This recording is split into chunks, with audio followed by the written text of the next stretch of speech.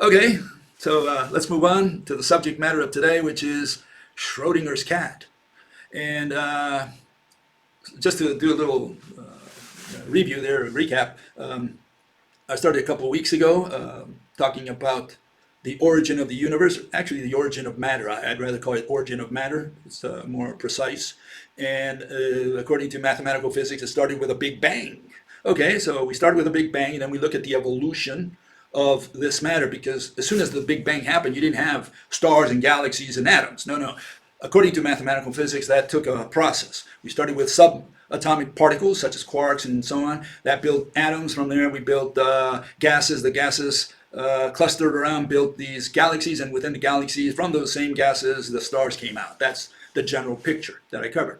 Well, from there, I moved on to particles, especially quasi-particles and pseudo-particles, which is simply outrageous. I like to call them quausies, because you got to be crazy to propose particles that are not particles.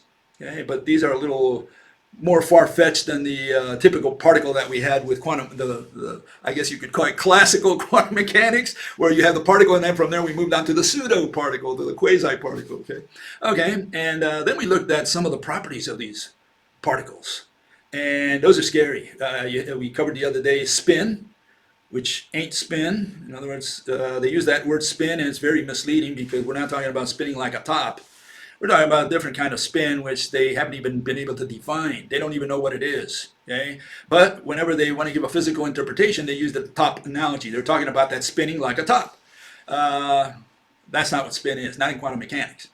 And from there, well, we're moving on today to another property. And just like spin, it kind of is related to this uncertainty principle that Werner Heisenberg came up with in the late 1920s. Okay, so what is this cat? I'll call it a tail, pun intended. The cattail, Schrodinger's cattail, his cat in a box. Okay, so this is a summary. So let's start with a summary and end with explaining it, okay, or describing it. Schrodinger's cat is an analogy for a particle. So you have to think of a cat as an analogy. And this is for a particle. Why did he choose a cat? Well, because of what he's going to talk about. But the point is that he's talking about a macro object, an object of our macro world. And a cat, obviously, is from our macro world.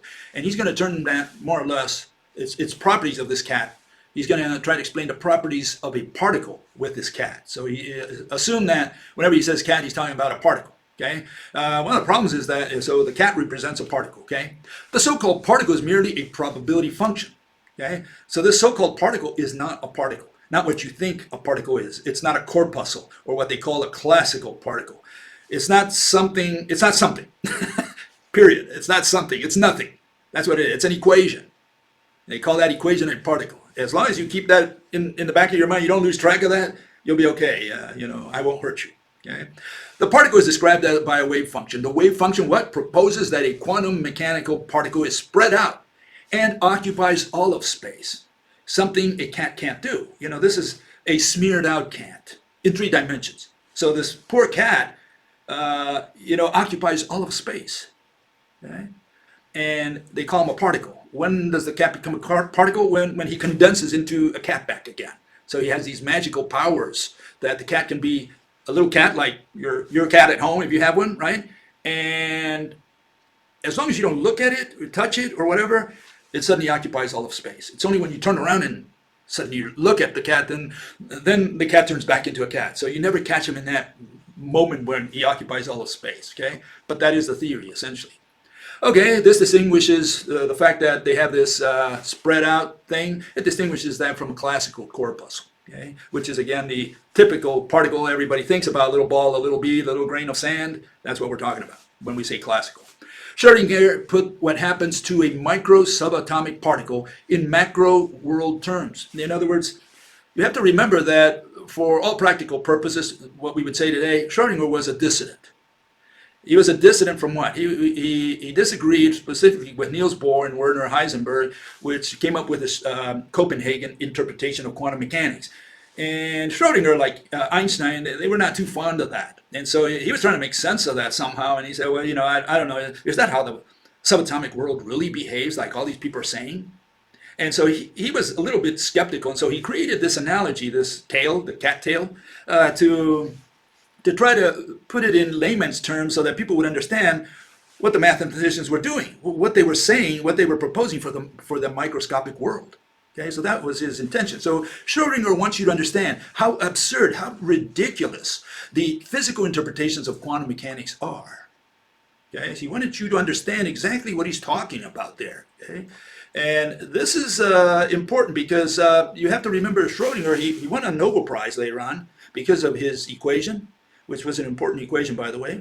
It essentially mapped what an atom looked like, okay, which was good, what an element, a standard element of the periodic table, what it looked like. You could map it with his equation. That's very fancy stuff. It's really good stuff. But by the 1930s, especially by the time he writes 1935, when he comes up with his cat tail, cat in the box tail, you have to remember there's this struggle for quantum mechanics. There's the Copenhagen people like Niels Bohr and Werner Heisenberg, and they were saying this is how quantum mechanics actually behaves. That's what we observe in the lab, and this is our conclusion. And you have on the other side people like Einstein and Schrodinger, and they said they were a little skeptical that that's how the microscopic world works. They had no other explanation, no other proposal, but they said, look, there's a lot we still don't understand. It can't be that that's how Mother Nature runs her shop in that secret world of hers. And so Einstein wrote in the same year that Schrodinger writes his cat tail, Einstein writes his EPR paper where he questions whether quantum mechanics is a complete theory. And immediately he got a response from Niels Bohr a few months later in 1936. He got a response from Niels Bohr saying, yeah, we're done. That's it. It doesn't get any better than this. And Schrodinger abandoned physics and started talking about writing books about, philosophy, about how the mind interfaces with quantum and that sort of thing. He got lost in some other stuff. He essentially, got out of physics, like saying there's nothing more to investigate there. I'm done with physics. Okay, so that's the backdrop or background to what was going on in those days. And here's the exact story as told by Mr. Schrodinger himself. He says, again, he wrote this in 1935, and he says, it is also possible to construct very ridiculous cases. Imagine what he's saying there, okay? Imagine a cat locked up in a room of steel together with the following hellish device, which has to be secured from direct attack by the cat. A tiny amount of radioactive material is placed inside a Geiger counter, so tiny that during 1 hour, perhaps, one of its atoms decays, okay? But also, with equal probability, perhaps none do. In other words, he's talking about radiation, some radioactive element, okay?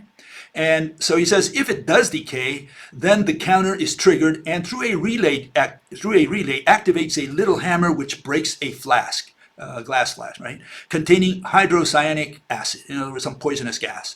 After this system has been left alone for 1 hour, one can say that the cat is still alive, provided no atom has decayed in the meantime. The first decay of an atom would have poisoned the cat. In terms of the psi function of the entire system, this is expressed as a mixture of a living and a dead cat. Okay, so they're talking about probabilities here. Okay, it is typical of these cases that an indeterminacy, or again, remember that's the word that Heisenberg used for his uncertainty principle as well, indeterminacy. Okay, that an indeterminacy originally restricted to the atomic domain becomes transformed into macroscopic indeterminacy. Okay, so that it affects the real world, our world, macro world, okay, which can then be resolved by direct observation. In other words, he says that what you got to do is to verify that that's really what happened, that the atom decayed, is by peeking inside the box somehow. Okay, that's what he's saying. So here's the translation of that. Okay, this is what he's saying in few words. A cat is placed in a box containing radioactive material in a vessel. Okay, there's an equal probability that in 1 hour one atom will decay or won't. In other words, a radioactive atom, right, shoots some particle out of the atom, okay, spontaneously. The Geiger counter is connected to a hammer that breaks a glass flask containing poisonous gas if decay has taken place. But we don't know if decay has taken place, so the only way to verify whether decay has occurred is by opening the box and checking whether the cat died or not. Then you know that an atom has decayed. Okay, that was the gist of it, okay? So you get the picture. The picture is we put a cat in a box, And the cat, the only way to verify if there's a decay, if radioactivity has taken place in there, is by opening the box and verifying whether the cat is dead or alive.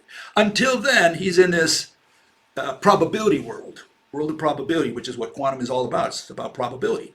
It's just equations. And what they're saying is, what is the likely probability of, for example, an electron being here, not there? That's one of the probabilities they look at. That's part of the Schrodinger equation.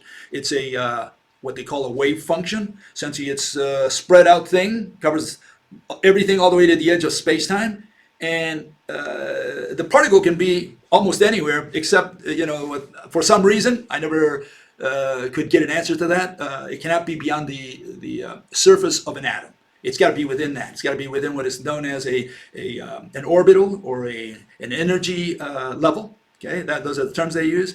You would think that that particle could go all the way to the edge of the universe. No, it's the wave that goes there. Okay, I guess this wave is spread out anywhere it wants to because the wave has no limit, no boundary. But whenever you look at it, you try to detect it, measure it, or whatever, it collapses to a point.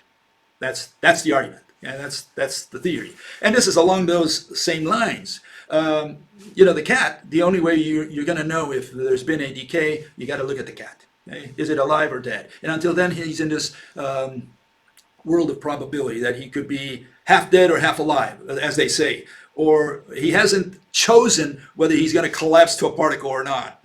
In other words, he's in limbo. He's out there like, you don't know. Really, it says more about what your knowledge is of what's going on inside the box. Okay, so again, people have a little bit of problems trying to understand it in macro terms because you say, well, hold it.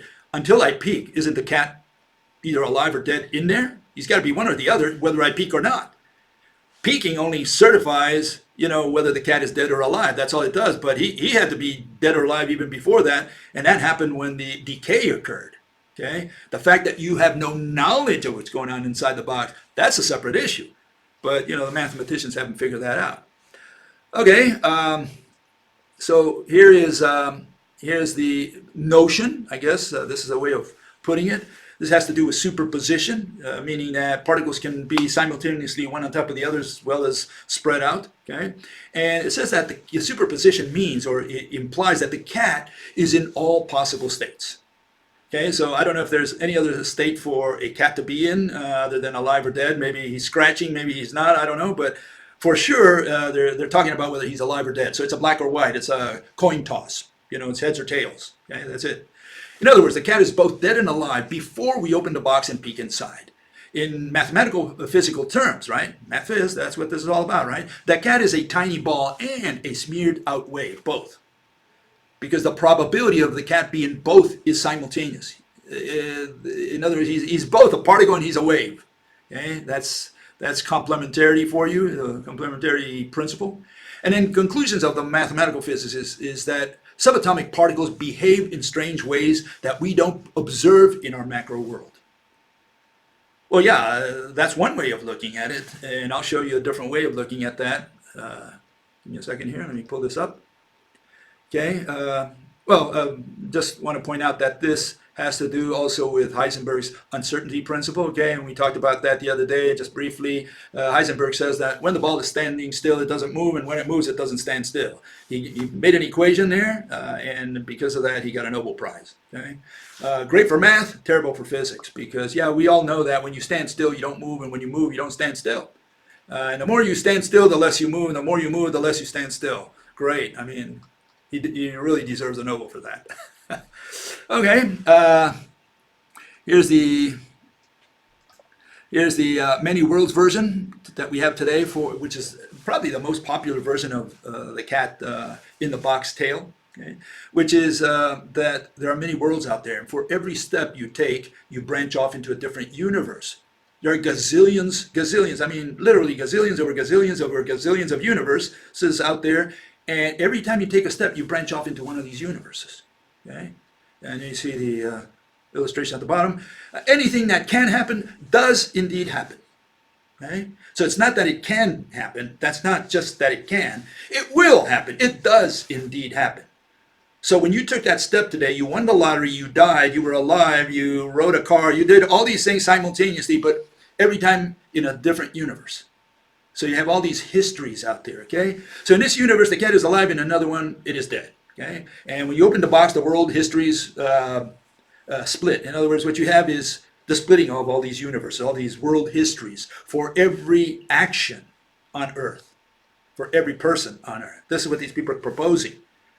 Forget about the spirits of traditional religions. That was easy to understand. We can even understand God making the universe. He just takes his magic wand, goes abracadabra, and creates it. We can all imagine and understand that.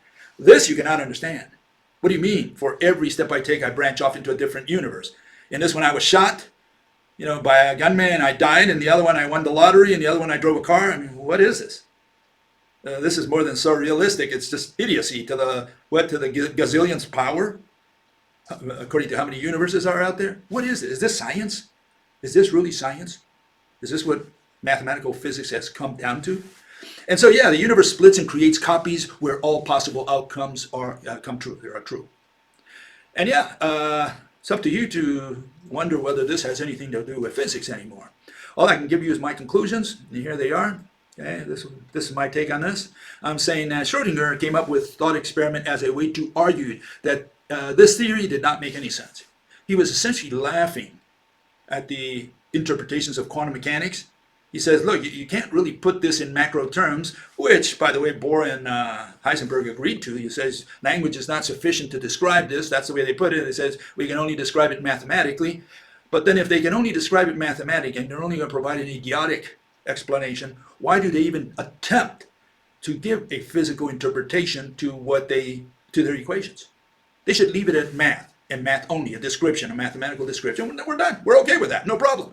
They want to describe what they observed, and they want to describe it in terms of point particles. That's fine, but leave it at math. Don't tell me that you've proven the existence of particles, especially particles which aren't particles, even less if they're pseudo particles or quasi particles.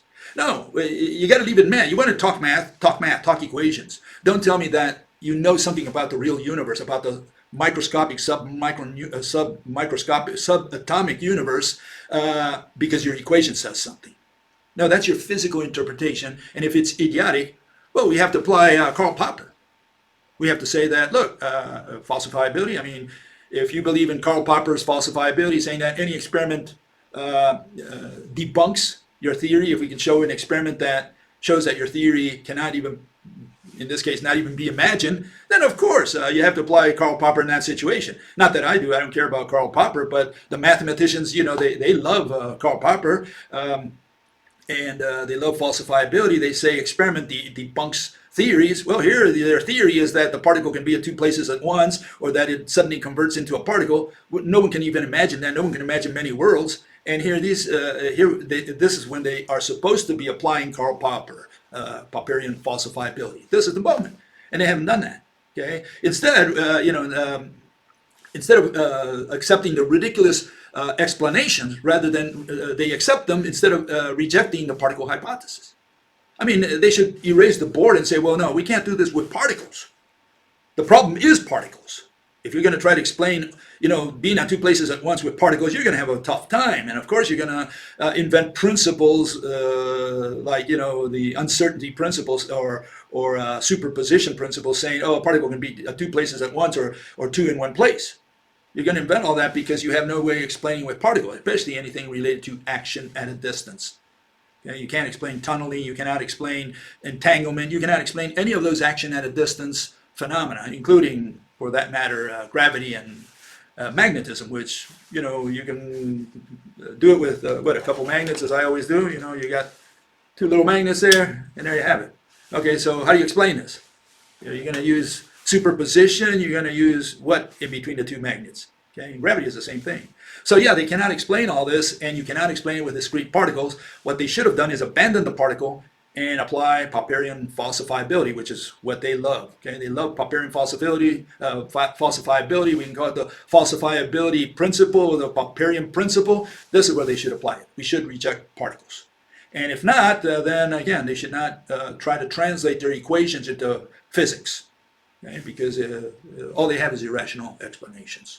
Anyways, so my conclusion is that what they have today is no different than religion and traditional religions. In fact, I'd go further and say that traditional religions, are more rational than what these people do. Because we can imagine everything from traditional religions, everything. We can imagine. The mechanisms are irrational, are supernatural, and the proposals are supernatural. You know, angels, spirits, God, the devil, heaven, all that stuff is supernatural, you know, so we start off on the wrong foot. But we can imagine the mechanism. We can imagine, well, to some degree, we can imagine at least God waving his magic wand and saying abracadabra and creating the universe. Okay, we don't know what the process is from one frame to the other where something appears after nothing was there. Okay, we cannot imagine that. But we can picture what the person is talking about. We cannot imagine one particle being at two places at once. And so again, this is not only like traditional religions, it's much worse. It's much worse than traditional religions because it's totally irrational. You cannot even imagine it.